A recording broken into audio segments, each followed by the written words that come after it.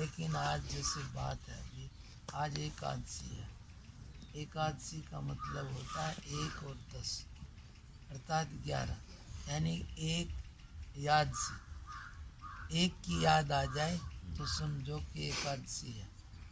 तो एक जो है सबके अंदर तुम्हारा आत्मा कहो, वही शुद्ध स्वरूप में परमात्मा कहो, वो ही है एक। तो उसी को याद कर लिया किसी भी प्रकार से तो समझो कि तुम्हारी एकादशी हो। क्योंकि वैसे तो क्या है, 11 का मतलब होता है 5 हमारे ज्ञानेंद्रिय हैं और 5 कर्मेंद्रिय हैं और 11वां मन है। इन 11 को एक भगवान में लगा दे, यानी इन 11 को नियंत्रण करे। और जब नियंत्रण करेंगे तो क्या होगा, जब हम फालतू देखेंगे नहीं, फालतू सुनेंगे नहीं, फालतू हाथ पांव हिलाएंगे नहीं, तो क्या होता है बताओ। नींद में तुम क्या करते हो?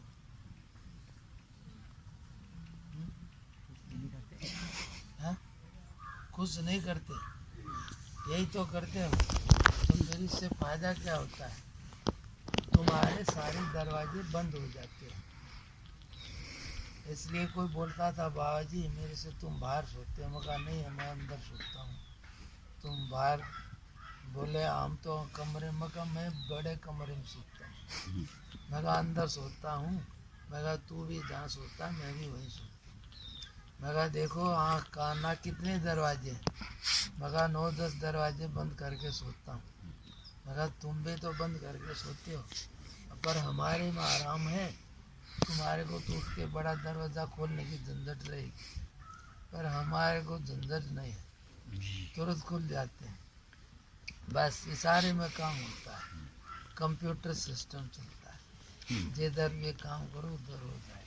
इसलिए परमात्मा ने ये महल दिया है तुम्हारी, बहुत बढ़िया। इसके मुकाबले में कहीं कोई चीज़ नहीं मिलेगी। इसलिए इसकी एक भी चीज़ खराब हो जाए तो ना अमेरिका मिलेगी ना इंग्लैंड, बनेगी ही नहीं। इसलिए ये बहुत आश्चर्य की चीज़ है, लेकिन आदमी को इधर ख्याल नहीं है। तो इसमें कहने का हमारा तात्पर्य क्या है कि अभी जो बोला कि सो जाने से क्या होता है, हमारी शक्ति बाहर बिखरनी बंद हो जाती है। तो फिर अपने आप में अच्छा लगता है कि खराब लगता है? हल्का लगता है ना, बढ़िया नींद आ जाएगी। और नींद में आए तो चिंता में मन हो तो फिर अच्छा नहीं लगता है। तो इसलिए कहाँ से आया अच्छा, हमारी शक्ति बाहर जानी बंद हो गई, अंदर इकट्ठी हो गई, तो उससे अच्छा अंदर ही है, कहीं भी बाहर अच्छा नहीं है। लगता जरूर है बाहर अच्छा, लेकिन 2 रात सो नहीं तो बाहर का कुछ अच्छा नहीं लगे, नींद में आए तो कुछ अच्छा नहीं लगे। इसलिए अच्छा अंदर है लेकिन लगता बाहर है, इसी का नाम माया है, भगवान का खेल है कि बाहर लगता है ये चीज़ वो चीज़, लेकिन बाहर कुछ अच्छा नहीं। अंदर अच्छा है, रोग बीमारी हो जाए तो क्या अच्छा है बाहर? बोलो, शरीर में रोग हो, कितनी महंगी कोई मिठाई लाया हो, चाहे कोई कितना ही कुछ भी हो, क्या अच्छा लगे? इसलिए बाहर नहीं, अंदर से ही सब अच्छा है। अब समझदारी की बात है कि सब अंदर से है, बाहर से नहीं है। अब जैसे हमने नींद में सो गए, सब दरवाजे बंद हो गए, तो अंदर हमारी शक्ति इकट्ठी होगी, अपने आप में अच्छा लगेगा। ऐसे ही व्रत का मतलब है कि जागते जागते भी हम यदि अपने दरवाजे बंद कर लें या ज़रूरत का प्रयोग करें तो हमारी शक्ति ज़्यादा नहीं, यानी ज़्यादा नहीं बिखरेगी, तो अपने आप में अंदर इकट्ठी रहेगी, और अंदर इकट्ठी होगी तो अपने आप में खुशी आएगी। अपने आप में खुशी हमारे अंदर ही रहती है, लेकिन बिखर जाती है और फिर एकाग्रता से प्रकट हो जाती है। देखो दुनिया की बात करो, तुम इधर उधर की बात करो तो क्या होगा, तुम्हारी शक्ति बिखर जाएगी। 5-4 आदमी बैठ के बात करेंगे ना तो थोड़ी सी देर में 2 गुट बन जाएंगे, उसी में 2 बन जाएंगे, फिर उन 3 में भी 2 हो जाएंगे, इसलिए खटपट हो जाएगी। लेकिन तुम कितने ज़्यादा इकट्ठे बैठे हो, मंदिर में ही बैठ के कीर्तन करते हो, तो खटपट होती है? नहीं होती ना। तो इसलिए परमात्मा से साथ जुड़ने से खटपट बंद हो जाती है, मेल हो जाता है, और दुनिया से जुड़ने से खटपट शुरू हो जाती है। इसलिए माया का काम है खटपट करके फाड़ना, परमात्मा की तरफ से हटाना, और भगवान का काम है माया को हटाना। बोलने से दुनिया की बात करोगे थक जाओगे, लेकिन तुम भगवान का कीर्तन करते हो तो थकते हो कि अच्छा लगता है? अच्छा लगता है ना। तो उसमें बोलते तो हैं वहाँ भी, लेकिन उसमें परमात्मा की ऐसी व्यवस्था है, अगर उसके लिए कोई भी कुछ करे तो वो उल्टा उसमें वो उसको रस बढ़ा देता है। अर्थात भगवान के लिए कीर्तन करो तो तुम्हें थकान की बजाय और ताजगी आ जाएगी, हल्कापन आ जाएगा, और दुनिया की बात करो तो और थक जाएंगे, विवाद खड़ा हो जाएगा। इसलिए भगवान का गुणगान करने से वो सब प्रकार की उलझनों से परे है, आनंद वाला है। तो जैसा संग करते हैं उसका असर होता है। जैसे यहाँ धूप में बैठते हैं तो गर्मी मिलती है, और छाया में बैठते हैं तो ठंडक मिलती है। ऐसे ही भगवान का संग कैसे होता है? उसके गुणगान से, उसकी कथा से, कीर्तन से, नाम स्मरण से, यानी कि किसी भी प्रकार से उससे जुड़ना, तो ये भगवान का संग हो गया। और फिर संग जैसा होगा वैसा ही असर पड़ेगा। जैसा भी कोई भी संग करेगा तो उसका प्रभाव पड़ेगा। अब तुम पानी के पास जाओगे तो ठंडा मिल जाएगी, आग के पास जाओगे तो गर्मी मिलेगी। इसलिए कोई आदमी बोलता था, महाराज मेरी समस्या का हल करो। बूढ़ा जवान है, मैं अपनी जब कर मैं सोचता आ रहा गांव से रोटी लेके, तो वो एकदम से, तो मैंने बोला भैया तेरी चिंता तो क्या है पता नहीं, लेकिन बिना ही चिंता बताए मैं इलाज बता देता हूँ। मगर यदि तेरे को लग रही है ठंडी तो तू आग के पास चला जा, और लग रही हो गर्मी तो छाया में या पानी में चला जा। मतलब समझे कि भाई जिस चीज़ से हर एक चीज़ का एक हल है, कोई भी चीज़ की समस्या का समाधान होता है। यदि कोई कहेगा ये आदमी मेरा ऐसा कर दे तो मेरा समस्या हल हो जाए, रहता है ना। तो ऐसे ही हर एक चीज़ की समस्या का हल है। इसलिए जो किसी चीज़ का भी हल यहाँ नहीं हो रहा तो उसका हल तुम्हारे अंदर बैठा भगवान है, परमात्मा है, तो उसके पास चला जा। अब उसके पास जाने में क्या लगता है भाई? किसी आदमी के पास जाओगे तो जाके कहोगे भाई मुझे मिलना है, बैठोगे नहीं मिलने देते, कोई परिचय का लाओगे, किसी तरह बात करवा दे, करोगे ना, ऐसे ही कुछ जुगाड़ बैठाओगे। तो इसलिए परमात्मा की यहाँ इतना ज़्यादा तो वो नहीं है। तो इसलिए कोई भी समस्या है जो ऐसी नहीं है जो उससे हल नहीं हो सकती, और उसमें कोई पैसा नहीं लगता, किसी की चापलूसी की जरूरत नहीं पड़ती। हाँ इतना जरूर है, कोई जानकार बीच में चाहिए। यदि कोई जानकार मिल जाएगा तो जल्दी बात बन जाएगी। सीधे राम जी के पास कोई नहीं जा पाता, सीधे क्या करना पड़ेगा? सीधे नहीं जा पाते तो क्या होगा? उसके लिए किसी का सहारा लेने पड़ेगा। एक बार हनुमान जी के सहारे चले जाओगे तो फिर दोबारा सहारे की जरूरत नहीं पड़ेगी। इसलिए एक बार में ही जरूरत पड़ती है, दूसरी बार में तो अपने आप पहचान हो जाती है, पर एक बार चाहिए। इसलिए कहते हैं माध्यम चाहिए जानकार का, जो जानता है तो वो उससे संपर्क करवा सकता है। इसलिए इसमें गुरु शास्त्र वचन ये जितनी भी चीज़ें हैं ये सब काम करते हैं। कहते हैं भगवान हो, भगत हो, भक्ति हो और गुरु हो, ये सब कहने के लिए ये अलग अलग हैं, बाकी तो सब ये एक ही चीज़ है। तो इसमें लेकर के कहते हैं आकि ये कोई कहता है कि सतगुरु साहिब संत सब, यानी कि ये कहने के लिए अलग अलग हैं, लेकिन इन सब का मूल तो एक ही होता है। इसलिए कहते हैं कि किसी भी प्रकार से इनसे संपर्क कर ले तो ये हमारे को वहाँ तक पहुँचा देंगे मुख्यतः। अब है इसमें बात एकादशी या कोई भी है तो भगवान का गुणगान, अर्थात कोई भी समस्या है तो अंतर बैठे भगवान का स्मरण करना, उसके गुण का गान करना, उसका नाम स्मरण करना, उसको नमस्कार करना और उसके आगे अपनी समस्या कहना। जब भाव से 10-20 बार कहते रहोगे तो वो सब के अंदर है, तुम्हारे अंदर भी है, तो सुनवाई होगी। कोई ना कोई अंदर से वो तुम्हारे को प्रेरणा कर देगा, तुम्हारी समस्या का कोई हल निकाल देगा। लेकिन एकदम से सीधा कोई सोचे अभी एक ही जरा सी उसमें हो जाए तो ऐसे नहीं होगा, क्योंकि उसका कोई फ़ोन नंबर तो है नहीं और किसी के पास है। इसलिए परमात्मा कहाँ से रहता है पता है किसी को? इसलिए कोई कहेगा ऊपर, ऐसा कुछ नहीं है, तुम्हारे अंदर है, तुम्हारा शुद्ध स्वरूप ही परमात्मा है। इसलिए पर ये है कि उधर ख्याल नहीं करते, फिर भी इतना सा कर ले भाव से उसका स्मरण, उसके ये संकेत है, नंबर है, उसकी कथा गुणगान कीर्तन, तो इससे वो जल्दी प्रसन्न होता है। तो इनसे यानी ये उसके संपर्क करने वाले सूत्र हैं। तो भगवान का संग करने से क्या होगा कि वो सब प्रकार की उलझनों से, बंधनों से, नाना प्रकार के सुख दुख फलों से, वासनाओं से अछूता है, परे है और पार कर सकता है।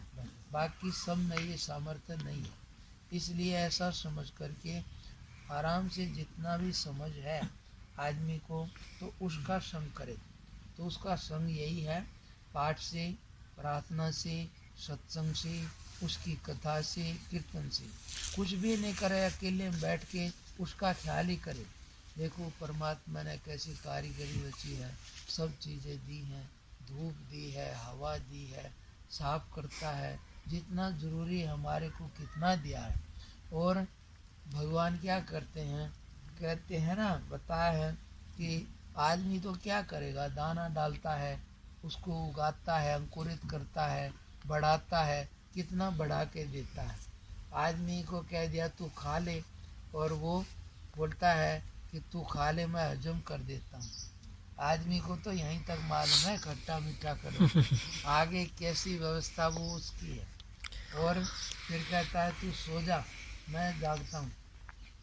जितना ज़रूरी है सब उसी से होता है। आदमी तो फालतू के अहंकार में पड़ जाता है कि मैंने ये कर दिया, मैं ये करता हूँ, वो करता हूँ। कोई कुछ कर ही नहीं सकता है। क्यों? एक भी चीज़ कोई बना नहीं सकता है तो कहाँ से करेगा? आदमी कहेगा मैंने इतना बड़ा मकान बना दिया, क्या कहेंगे कई बार गुस्से में, अरे मैंने तेरे को पाड़ पोस के इतना बड़ा कर दिया। मैं कहा तू ये करता हो तो इस छोटे से को बढ़ा दे ना। और वो आगे ये कह देगा ना, जब बड़ा हो गया तेरे में अकल तो है ही नहीं, तो फिर क्या होगा? फिर कहेगा अरे सोरा क्या जीना है, निकम्मा है। फिर कहेगा तू तो मर जाए तो अच्छा है, फिर थोड़ी सी देर में छुट्टी हो जाए, फिर सब पानी फेंक देता है। तो इसलिए आदमी अहंकार में दुखी होता है, कर्ता बनता है, इसलिए भोक्ता भी बनना पड़ता है। वास्तव में कोई करता नहीं है, कर भी नहीं सकता है। आदमी कहेगा अगर मैंने ये कर दिया, कोई पूछ ले भाई तूने क्या कर दिया, ये रेता तूने बनाया, लकड़ी तूने बनाई, पानी तूने बनाया, तो कहेगा ना। फिर बोला तूने कर के दिया, बोला ये इधर उधर उठा के तो चीज़ ला कर रख दी, तो तेरी इसमें है क्या? और उसमें भी कोई कहेगा मैंने ये चित्र बना दिया। अब भाई तू हाथ है क्या? कोई कहता है कि मैं हाथ हूँ, हाथ नहीं हो तो चित्र बनेगा? स्याही नहीं हो तो नहीं बनेगा। तो तू स्याही है कि हाथ है? तो फिर लेकिन फिर भी अज्ञान में ऐसे कहता मैं करता हूँ। ये मैं शरीर को लेके बोलते हैं ना, मैंने ये कर दिया, मैं ये कर दूँ। अरे ये शरीर तू है क्या? लेकिन अज्ञान में कहता हाँ ये मैं हूँ और मैंने ये करता।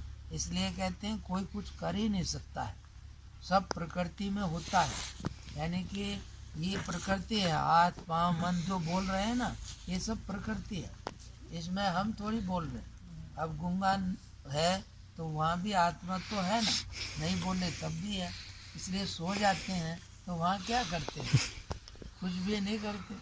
और सब हो रहा है कि नहीं, बोलो कौन सा काम कर रहे हो तुम? किसी को पता है कैसे रस बनता है, कैसे खून बनता है, कैसे सब वो प्रकृति की व्यवस्था में सब हो रहा है। आदमी को तो कुछ भी ये नहीं मालूम होता है आगे कहाँ से क्या हो रहा है। वो जितना भी जरूरी है वो उसकी व्यवस्था में सब होता है। इसलिए इसको लेकर के बोलता है कहाँ तुम पीछे वाले ही आगे आ जाओ ना, तो इसलिए उसको लेकर के बोलते हैं कि ये आदमी अज्ञान में ऐसा मान लेता है, नहीं नहीं उधर ठीक है इधर खा ले बस ठीक है। उसमें क्या है कि इसमें कोई कर्ता नहीं है, लेकिन भगवान ने कहा अहंकार के कारण, अहंकार क्या, अब जो आप नहीं हो वो अपने को मानना, शरीर को, चीज़ों को, इनको लेकर मैं ऐसा जो मानता है यही अहंकार है। कोई कहेगा साधारण अहंकार क्या है, कोई पूछे तू कौन है तो कहेगा अरे मैं, क्या नाम है किसी का भी, कोई बोलेगा ना अरे मैं लालू प्रसाद हूँ। अब ये सामान्य अहंकार है। और फिर लालू प्रसाद ये भी इसमें थोड़ा सा अहंकार है। उसके आगे क्या होगा, आगे लालू प्रसाद, फिर थोड़ा और बढ़ाना, अरे लालू प्रसाद यादव, ये थोड़ा और बढ़ गया। और भी बढ़ाना हो तो अरे लालू प्रसाद एडवोकेट, जानता नहीं तू? अब बताओ इनमें से कोई है? लेकिन वही आदमी कुछ को, मैं नंबरदार में फलाना, मैं भगत जी, मैं फला, ये कुछ कुछ लगाएगा। ये सारा अहंकार है। क्यों अहंकार है? क्योंकि ये वास्तव में तुम नहीं हो, क्योंकि ये पहले नहीं था और बाद में नहीं रहेगा। इसलिए इसके सहारे अपने को समझना यही अहंकार है। और नहीं तो असलियत क्या है? अब ये नाम में भी अहंकार है, पर ये क्योंकि भाई ये नाम तुम हो क्या? भाई जो नहीं हो वो कहना यही अहंकार है। अब व्यवहार के लिए कहना पड़ेगा, लेकिन असलियत में क्या है फिर भाई? असलियत में तो हूँ बस, क्योंकि ये नाम पहले नहीं था, नाम बाद में आया, पहले आप थे। तो असलियत वो है जो पहले भी थी, अभी भी है और आगे भी रहेगी। ये नाम जाति ये बीच में आए हैं और बाद में नहीं रहेंगे और पहले भी नहीं थे। इसलिए ये सच्चाई नहीं है, व्यवहार के लिए है। इसलिए इसको क्या कहेंगे? अहंकार है, क्योंकि ये तुम नहीं हो। और वास्तव में इसके बिना सहज होना, कोई कहे अगर मैं सहज हूँ या सहज आत्मा या सहज होना मेरा स्वरूप है, तो इसमें अहंकार नहीं है। क्यों? अगर ये सच्चाई है, इसमें अहंकार नहीं है कुछ भी। अगर भाई ये तो सच्चाई रियलिटी या जैसा है वैसा है, तो इसलिए इसको अहंकार नहीं कहेंगे। पर व्यवहार दुनिया तो अहंकार से ही शुरू होती है। अज्ञान से संसार खड़ा होता है, अज्ञान में ये सब झंझट चलती है।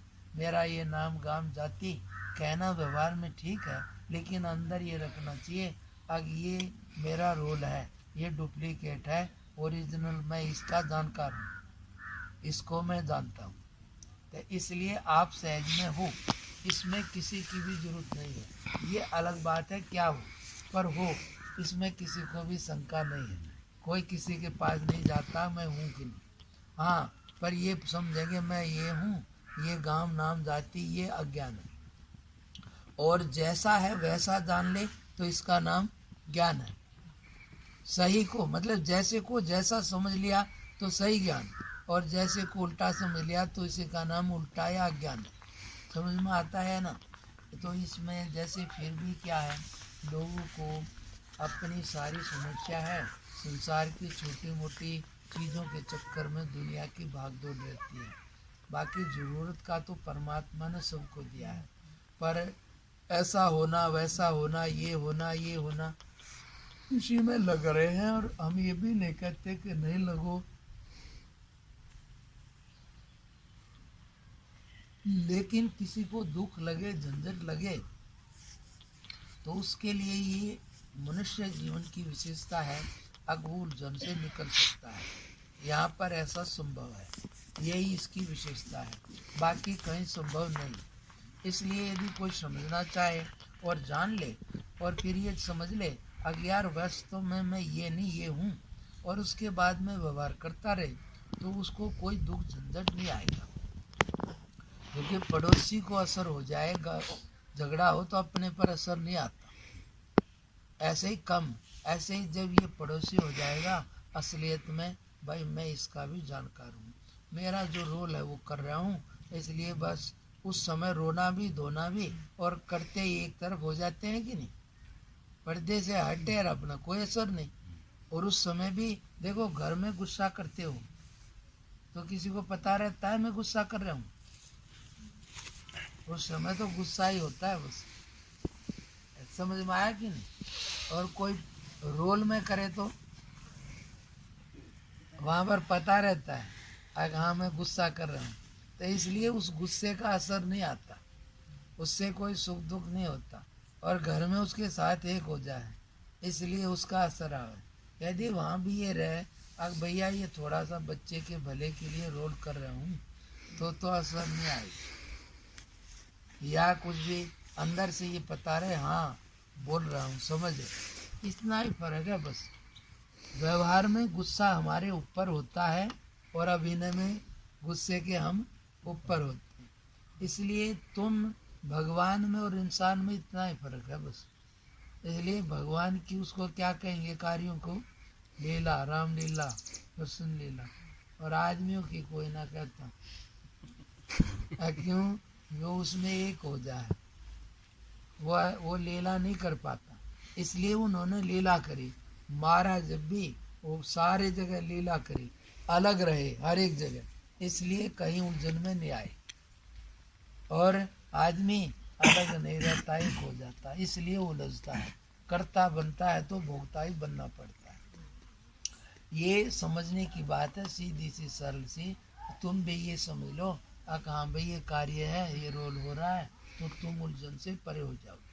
अब जो बात हमने बताई आज जैसे एकादशी की है, तो इसमें ज़्यादातर कहते हैं कि भैया तो हरे राम हरे कृष्ण का कीर्तन करें, एकांत में बैठ कर करे, पीपल के नीचे, तुलसी के पास, कहीं मंदिर पर, जैसे गंगा किनारे करे, घर में करे, तो उससे पेड़ के नीचे करे तो ज़्यादा पुण्य होता है।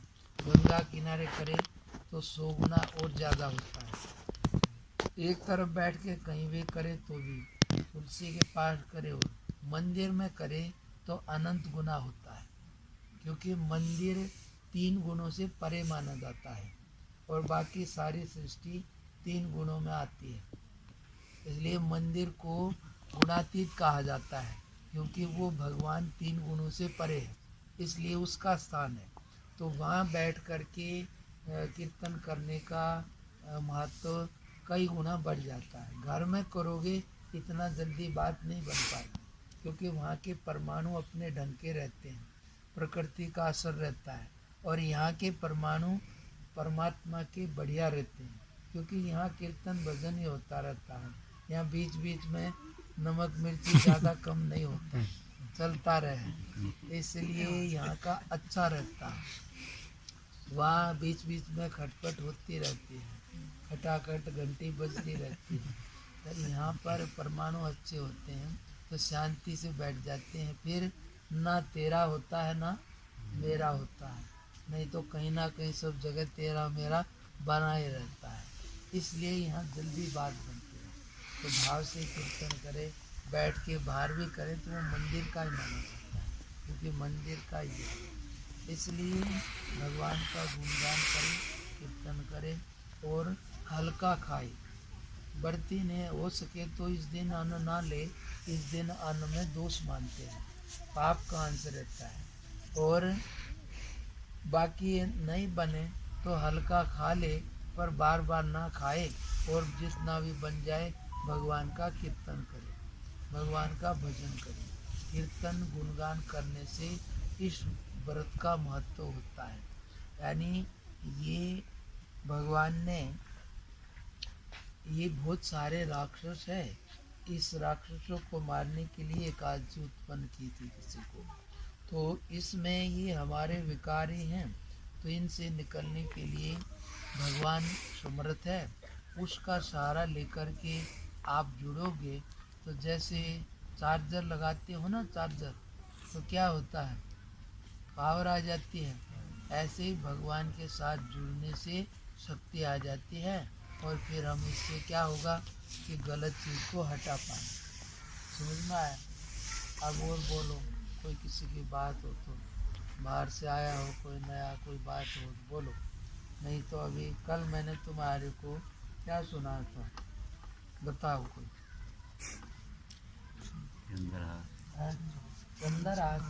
चंद्रहास की कथा सुनाई थी। वो जो सांग वाले वो यही करते हैं, हम दूसरा करते हैं। नहीं जी, यही यही है, यही था जी। मैंने तो विषयाकार चंद्रहास का ही। हाँ